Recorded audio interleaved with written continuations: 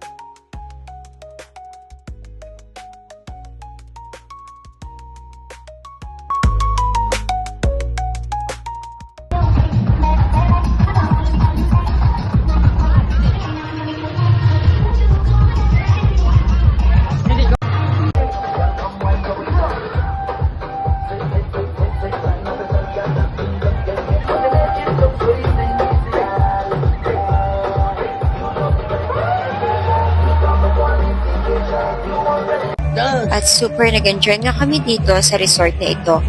Kitang-kita naman kay Sela na enjoy na enjoy siya sa mga nakakaindak na music na pinapatugtog nila.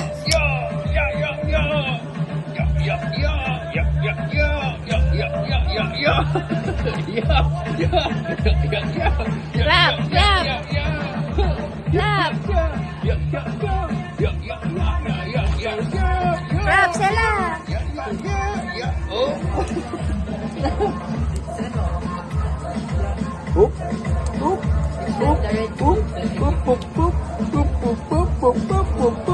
Yeah. Put your hands up. Clap your hands up. Close open. Close open. And yes, pauwi na nga kami dahil parang medyo dumidilim na ang langit.